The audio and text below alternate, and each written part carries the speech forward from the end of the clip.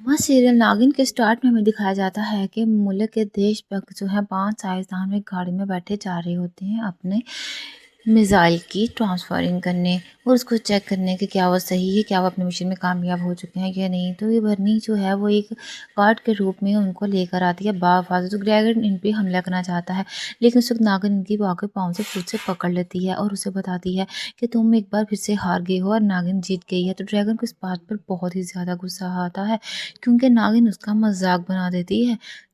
उससे कहती है कि जिसे तुम मारने आए थे उसे तो हम तुम्हारी नागिन से बचा कर ले गए हैं। ड्रैगन को इस बात पर बहुत गुस्सा आता है और अपने मुंह से आग निकालता है। उधर साइंसदान दिखाए जाते हैं कि वो अपने मिशन को देखने के लिए बिल्कुल कामयाब है, तैयारी शुरू करते हैं मिसाइल फेंकने की और पता चले वो हो चुका है या शुरू या नहीं। लेकिन एक बार फिर से ड्रैगन आता है, उन पर हमला करने के लिए हवा में उड़ता है। तो नागिन उसके पीछे भागती है, क्योंकि नागिन जानती है कि अब ये वहीं जाएगा, साइंसदानों को रोकेगा और उनको मारने की कोशिश करेगा। इससे पहले कि नागिन वहाँ पहुंचे, वहाँ धमाका हो जाता है, सारा सिस्टम धर्म-भरम हो जाता है और आग लग जाती है। ड्रैगन अपने मुंह से खौफनाक आग निकाल कर सबको डराने की कोशिश करता है और उनका सिस्टम तबाह करने की कोशिश करता है। सब साइंसदान बहुत ज़्यादा परेशान हो जाते हैं और एक दूसरे से कहते हैं कि अब क्या होगा, कोई नहीं बचेगा। लेकिन ड्रैगन के मुँह से निकल रही आग सब कुछ तबाह करते चली जा रही होती है और सब साइंसदान एक दूसरे को हलचल मच जाती है। लेकिन उसी वक्त फिर से नागिन आती है और उसके पैर की पूंछ से उनकी पूंछ पकड़ लेती है। लेकिन एक साइंसदान वहाँ पे चोट लगने से बेहोश हो जाता है। बर्नी उसी वक्त ही फौरन वहाँ पर हाजिर होती है और एक साइंसदान का रूप लेकर आग को बुझाती है और उस साइंसदान की जान को बचा लेती है। और नागिन फौरन ड्रैगन के साथ झगड़ा शुरू कर देती है। मुंह से आग निकालता है ड्रैगन इस दुख से कि नागिन फिर से क्यों रोकने आ गई है। ड्रैगन गुस्से में अंधा हो जाता है और नागिन के पीछे भागता है। अंधाधुंध भागता ही चला जाता है और नागिन बिल्कुल आगे आगे भाग रही होती है। एकदम से वो नागिन को पकड़ता है और आसमान की बुलंदियों पर ले जाता है। नागिन बहुत ज़्यादा खौफज़दा हो जाती है और अपने उसके बचाव के लिए उसके मुँह नोचती है, पूँछ मारती है, लेकिन ड्रैगन बिल्कुल भी उसके आपे से बाहर हो जाता है। उनका ड्रैगन बहुत ज़्यादा गुस्से में होता है। वो उसे उठाकर एक बार फिर से आसमान की बुलंदियों पर लेकर जाता है और बहुत ज़्यादा ऊँचाई पर जाकर उसको नीचे छोड़ देता है।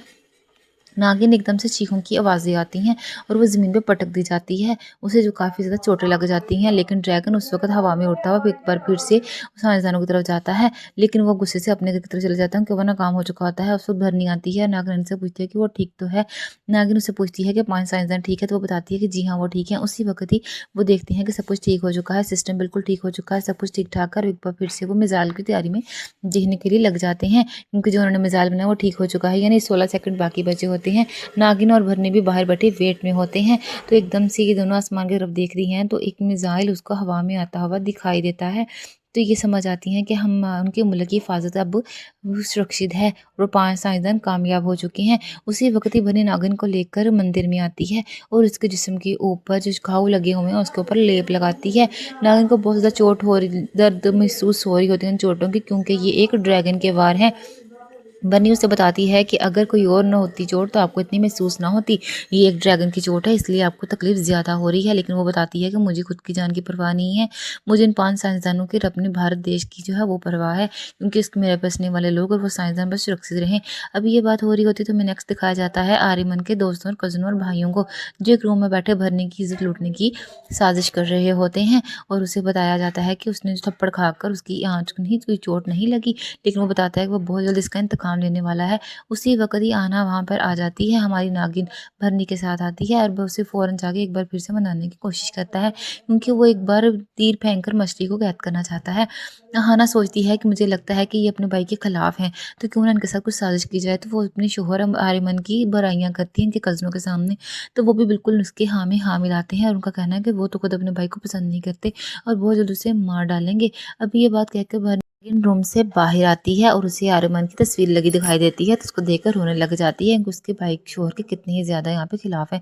उधर राधिका आती है आर्यमन से अपनी मोहब्बत का इजहार करते हैं और उसे बताती है कि वो उससे अपने बाप के मरने के बाद वापस लेने आई थी, उससे शादी का प्रपोजल देने, लेकिन उतनी देर को वो शादी कर चुका था, उसके पास खाली हाथ वापस लौटने का कोई और मौका नहीं था। तो इसलिए आज वो उससे मोहब्बत का इजहार करती है, उसे आई लव यू बोलती है, उससे कहती है कि वो उससे मोहब्बत करती है, लेकिन आर्यमन उसे उसी वक्त जवाब दे देता है।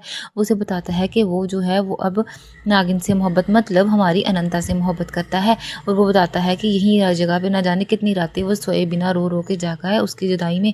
उसने जो उसके साथ बेवफाई की है उसके लिए उसे कभी माफ़ नहीं करेगा, ना ही वापस लौट कर आएगा, क्योंकि अब सिर्फ और सिर्फ अनंता से मोहब्बत करता है। और इसके साथ ही शादी करेगा। तो ये बात राधिका को बहुत ज़्यादा दिल को चुभती है, लेकिन वो फिर से एक बार कहती है सोचने को, लेकिन आर्यमन उसे साफ जवाब दे देता है। कहता है कि तुम्हारी वजह से उसने, लेकिन उसे कहती है कि तुम एक बार उसे अनंता से भी प्रपोज करके देखो। लेकिन वो कहता है कि वो अनलकी है, क्योंकि वो विक्रम से शादी करना चाहती है। उधर अनंता जो है वो आर्यमन की तस्वीर देखकर रो रही होती है, अपनी मोहब्बत का इजहार कर रही होती है। इधर अपना उसका बेटा आकर बोलता है कि टीना से वो मार दे, क्योंकि टीना को वो बिल्कुल भी पसंद नहीं करता है। तो उसकी माँ कहती है कि क्यों ना, उसकी इजाज़त तो हमें मिल ही जाएगी, अब उसको जान से मार ही देना बेहतर है और उसे वो खुद मारेगी। इधर नागिन पिक से बातें करते वापस आ रही होती है, तो उन दोनों की बातें सुन लेती है और उसकी टीना से काफ़ी दोस्ती हो चुकी होती है। तो वो टीना को कहती है कि क्यों ना कुछ दिन के लिए वो आउटिंग पे ले चली जाए, क्योंकि अब उससे कोई शोर भी, इसलिए फिर ही वो पास आएगा। लेकिन उस रात ही उसकी सास उसे कहीं बाहर गाड़ी पर लेकर जाती है और उससे कहती है कि वो मम्मी बाहर चलते हैं। तो वो बताती है कि काफ़ी सफोकेशन महसूस हो रही है, तो उसे जूस की एक बोतल दी जाती है। कहती है ये लो, तुम इसे पी लो तो बेटर फील करोगी। लेकिन वो पानी की बोतल पीते ही उसे चक्कर आना शुरू हो जाते हैं, क्योंकि वो अपनी सास पर बहुत एतबार करती है, लेकिन वो इस बात से अनजान थी कि उसकी सास उसे मारने वाली है। लेकिन उसे ख्यालात में दिखाया जाता है कि उसे जूस में इसने ड्रिंक में गोली मिला दी थी उसको जान से मारने के लिए, और उसे पीते ही चक्कर आना शुरू हो जाते हैं और वो गाड़ी से निकलती ठंडी हवा लेने के लिए, तो उसकी सास उसके पीछे गाड़ी लगा देती है। टीना अपनी जान बचाने के लिए आगे भागती है, पीछे भागती है, उसे दुहाइयाँ देती है कि उसे ना मारे, लेकिन उसकी सास बेदर्दी से गाड़ी चढ़ाकर उसे खाई से नीचे फेंक देती है। गाड़ी की टक्कर लगते ही वो दूर गाड़ी से कहीं दूर जा गिरती है और खाई से नीचे गिर जाती है। उसकी सास उस गाड़ी से बाहर निकलती है और निकल कर देखती है कि वो कहीं जिंदा बच तो नहीं गई। फिर एक फातिहाना मुस्कुराहट से हंसती है, कहती है कि चलो जान छूटी, क्योंकि उसे तो अपनी बहू की बहुत याद आई, क्योंकि वो सबसे अच्छी और सुशील बहू थी। लेकिन अब तो उसे मरना तो था ही। लेकिन फिर एक बार से हमें ख्याल दिखाया जाता है कि अब दिखाया जाता है कि जब उसका माँ बेटा मिलने से मारने की साजिश कर रहे थे टीना को, तो उसी वक्त ही नागी ने सब कुछ सुन लिया था। जिसको मारा गया वो कोई और नहीं बल्कि हमारी नागरानी थी टीना के रूप में, क्योंकि टीना को तो वो भरनी के साथ कहीं दूर भेज चुकी होती है पार्टी करने के लिए, रिलैक्स करने के लिए। उसका कहना था कि वो अब अच्छी फ्रेंड्स बन गई हैं, तो क्यों ना एक सुकूनदा माहौल में वो भरनी के साथ जाकर इंजॉय करे। तो भरनी उसको ले जाती है अपनी किसी अच्छी आउटिंग की जगह पर 2-3 दिन के लिए, और इस सबको घर में किसी को भी ये बात मालूम नहीं थी।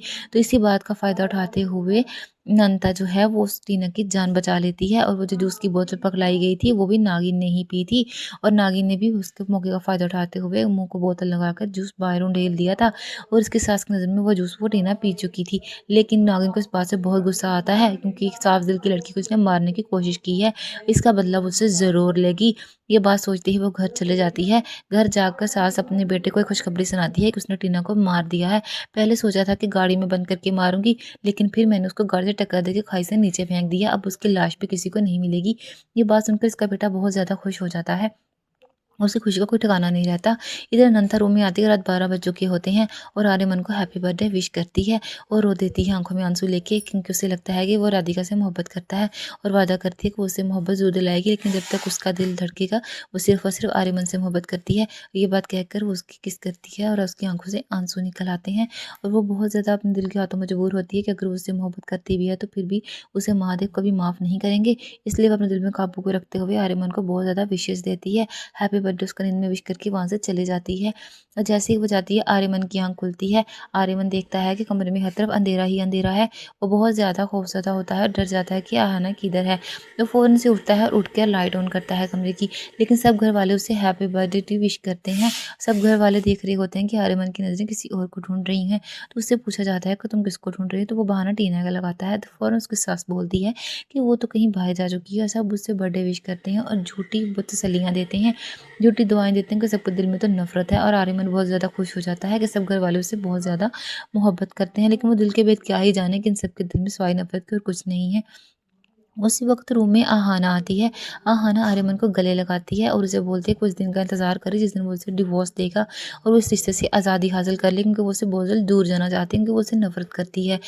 और ये बात सुनकर आर्यमन बहुत ज़्यादा दुखी हो जाता है, उसकी आंखों में आंसू आ जाते हैं और वो एक रुके सांस के साथ बहुत दुखी दिल के साथ आहाना की तरफ देखता है। लेकिन आहाना ऐसे इग्नोर करती है जैसे उसे ज़रा भी फ़र्क नहीं पड़ता।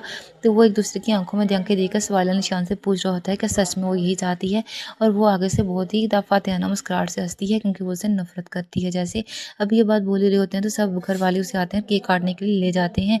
तरहाना दूर करी आँखों में आँसू लेकर मुस्कुरा रही होती है क्योंकि वो मोहब्बत तो आर्यमन से करती है, लेकिन वो उसे लगता है कि वो राधिका के लिए बना हुआ है, तो क्यों ना अपने दिल को तोड़कर उसके दिल को जोड़ दिया जाए। लेकिन आर्यमन सोच चुका है कि वो आहना को वापस पाके रहेगा, लेकिन एक तरफ वो भी सोचता है कि वो विक्रम से मोहब्बत करती है, तो उसे जाने दिया जाए। ये बात सोचकर टीना कमरे से आहना कमरे से बाहर आ जाती है और आर्यमन सबके साथ बर्थडे काटने में, केक में मसरूफ़ हो जाता है। सास अगले दिन शॉपिंग के लिए बग जाती है और टीना से आहना से कहती है कि तुम भी मेरे साथ चलो, क्यों ना हम दोनों साथ में जाकर शॉपिंग करते हैं, क्योंकि ये इसके ही प्लेटफॉर्म पर जा रही होती है।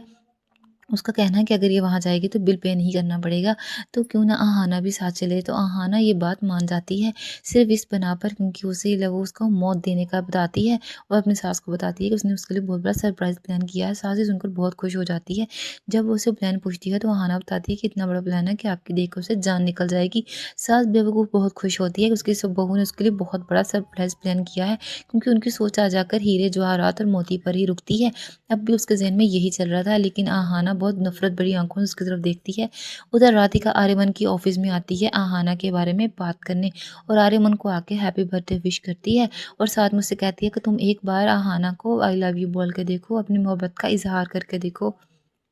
वो ज़रूर मान जाएगी। लेकिन आर्यमन उससे कहता है कि वो मोहब्बत के मामले में बहुत अनलकी है। वो जिससे भी मोहब्बत करता है उसे छोड़ के चला जाता है। इसलिए वो रिहाना को मोहब्बत से विश नहीं करेगा, क्योंकि वो जिससे मोहब्बत करता है उसे छोड़ के चली जाती है। लेकिन राधिका उसे समझाती है कि कुछ ना करने से बेहतर है कुछ करके पछता लिया जाए। क्या पता वो हाँ कर दे, लेकिन उसे आर्यमन बताता है कि नहीं, वो सिर्फ़ विक्रम से मोहब्बत करती है और वो उसकी मोहब्बत खुशी के लिए कुछ भी कर सकता है। इसलिए उसने फ़ैसला कर लिया है कि वो आहाना को डिवोर्स दे देगा ताकि वो अपनी मोहब्बत के पास चले जाए। ये बात सुनकर राधिका के दिल को कुछ तो तसल्ली होती है, लेकिन फिर भी वो अच्छी औरत बनने के चक्करों में अरमान से कहती है कि नहीं, तुम एक बार भी ट्राई ज़रूर करना। जब ये बात हो ही रही होती है तो हमें नेक्स्ट पार्ट दिखाया जाता है कि शॉपिंग मॉल पे ये जा चुकी होती है ज्वेलरी वाले में, तो उसके साथ इतने ज़्यादा गहने देकर बिल्कुल पागल हो जाती है। वहाँ उसकी मुलाकात रियल आहाना से हो जाती है और उसको कहती है कि ये जो है ज्वेलरी पैक कर दो। वो बताती है कि उसकी ओनर नहीं बल्कि आराना है और वो वृंदावन की असली बेटी है। ये बात सच जैसे ही उसे पता चलता है तो उसकी सास बहुत ज़्यादा गुस्से में आ जाती है। इसका भेद खोलने के लिए घर भाग रही होती है तो उसके वक़्त उसके पीछे नागिन भागती है। हमारी आहाना नागिन भागती है और उसे जान से मारने की कोशिश करती है, लेकिन वो क्या मनते करती है कि मुझे छोड़ दो, लेकिन उसे नहीं छोड़ेगी क्योंकि वो इसको जान से मार ही डालेगी। एक और इंतकाम अपनी राह को पहुँचेगा। मोर स्टोरी एक्सपीरियंस के लिए मेरे चैनल को लाइक, शेयर, सब्सक्राइब भी लाज़मी